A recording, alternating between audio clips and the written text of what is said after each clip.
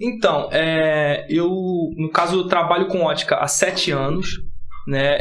Antes disso eu era produtor musical, né? Fazia meus trabalhos de produção, era DJ, então tocava na noitada, não estava mais querendo aquilo, né? Então eu resolvi mudar. Eu tinha, podemos dizer que esse acalanto, não sei, agora eu acho que essa é até a palavra exata para isso, mas eu tinha esse aconchego, graças a Deus, eu não vejo isso como uma coisa ruim de se falar, da minha mãe, né? Dela trabalhar tanto com bolo quanto com ótica. A minha mãe é uma pessoa... Deixa eu anotar aqui, porque lembra que eu falei com vocês que eu vou passando de um assunto para... A minha cabeça é um computador humano, gente. Não que eu seja inteligente, é porque é muita informação, né? E aí a gente tá falando da optometria. Então, deixa eu botar aqui para eu não esquecer do que eu estou falando. Enquanto ele tá anotando aí, gente, ó, não se esqueça de se inscrever aí no canal, tá bom? Segue ele lá nas redes sociais. Isso. E vai ter sorteio! Só no final da live, hein? Final da live. Acompanha aí, pessoal. Então, eu tive a oportunidade de iniciar na ótica, né? A ótica meu pai que iniciou, né? Bem antes da minha mãe, quando ele tinha 16 anos, isso há anos atrás. E daí ele deixou como profissão, né? O meu pai morreu, eu tinha 10 anos e ele deixou isso como profissão, de certa forma, para minha mãe, que aprendeu, para o meu tio, que também tem ótica, né? Até dar um salve para ele se ele estiver online vendo também, Fábio Ótica, de Comendador Soares também. Valeu, tio, não sei se você tá aí, mas se você ver, tamo junto. E a minha família, por parte de pai em si, está integrada na ótica, e na minha família, no caso, seria só eu e minha mãe. E daí eu conversei com a minha mãe, quero iniciar na ótica e tal. Ela, mas meu filho, desde moleque eu te chamo para trabalhar com ótica que você nunca quis. Né? Por que agora você quer? Mãe, eu não aguento mais essa vida.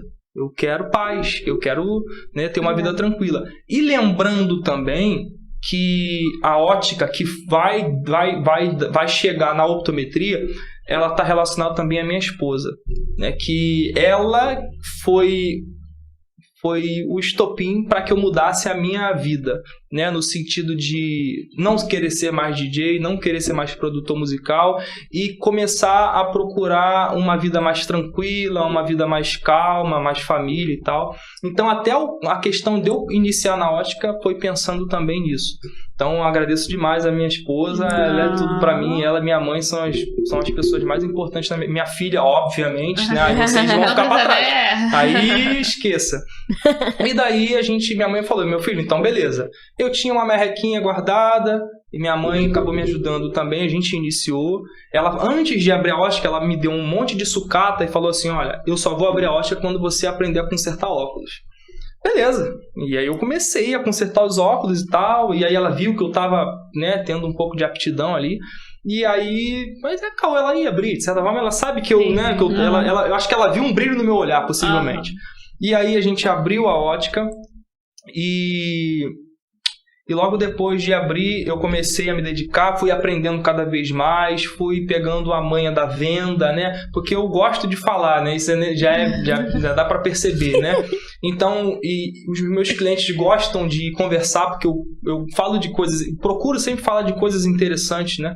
E daí eu fui aprendendo a gostar cada vez mais da ótica, a ponto de eu ter minha filha, né? Que eu tô há 7 anos no ramo.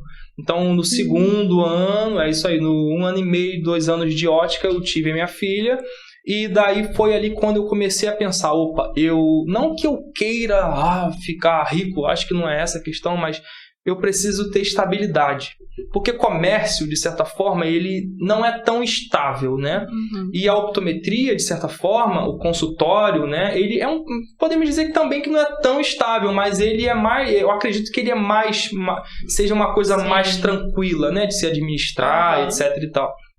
E foi então que eu tive o pensamento de iniciar na optometria, mas eu iniciei sem nenhum interesse. Eu fiz porque eu falei assim, cara, você tem que ser, é igual aquela questão, eu tenho que estudar, tem que ser alguma coisa, né? Então eu iniciei na optometria, mas eu não tinha aquele interesse. Foi aí então que eu comecei a conhecer, a entender a importância da visão, a entender a importância de você fazer uma pessoa enxergar, né? Que aí eu comecei a me adentrar cada vez mais e vi que estava sendo muito legal, muito enriquecedor para mim, para minha família, de certa forma. E foi aí que eu comecei a optometria. né? E aí veio a pandemia, que de certa forma meio que, como é que eu posso falar? Deixou a gente abalado, né? Eu e os meus amigos que com certeza estão assistindo a gente também, meus irmãos da optometria, força pra gente nos próximos anos, aí a gente vai precisar com certeza. A gente ficou meio que abalado com a questão, porque a gente já estudava de certa forma numa semipresencial, né? A gente tinha um encontro o dia todo, uma vez na semana, e a gente perdeu isso durante muito tempo, ficou só no teórico, e eu odeio teoria ainda mais em vídeo. Eu sou muito bom, se você me der um livro, esqueça. Não é querendo dizer, eu sou o cara. Não, na verdade eu não sou muito bem o cara, mas se eu gosto do assunto, eu vou ler e eu vou aprender. Eu vou tirar cada informação que é necessária para mim daquele livro. Agora, online não é comigo, né? Eu não curto muito, não consigo absorver muita coisa. Porque também é aquilo, eu tô aqui, automaticamente tem alguma coisa acontecendo do meu lado. Enfim, não é a mesma coisa. Você não entra naquele universo. O livro não, você já começa a entrar, etc e tal. E aí foi quando eu achei que eu não sabia nada, quando eu assistia às aulas e parece que eu não conseguia absorver nada, E quando voltou a aula, eu vi que eu sabia de praticamente, não que eu sabia de tudo, mas eu tava por dentro de tudo. Falei, cara, eu não sou tão burro assim, sabe?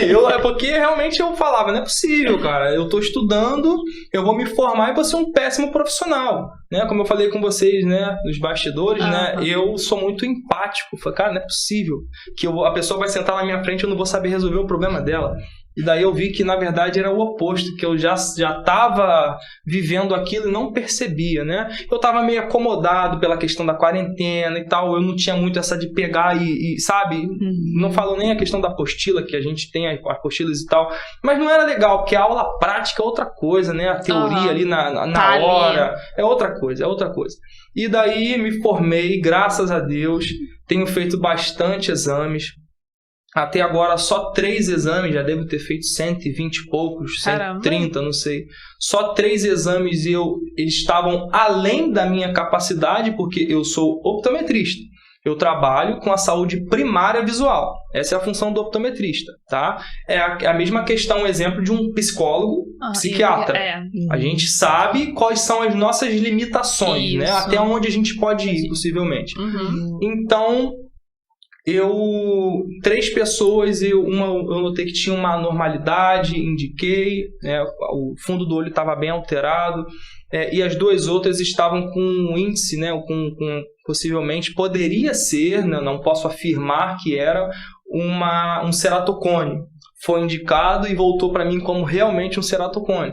Foi legal, foi interessante. Então, desses 3 exames de 100 e poucos que eu já fiz, foram os únicos que eu não consegui resolver. O restante eu consegui, graças a Deus, resolver.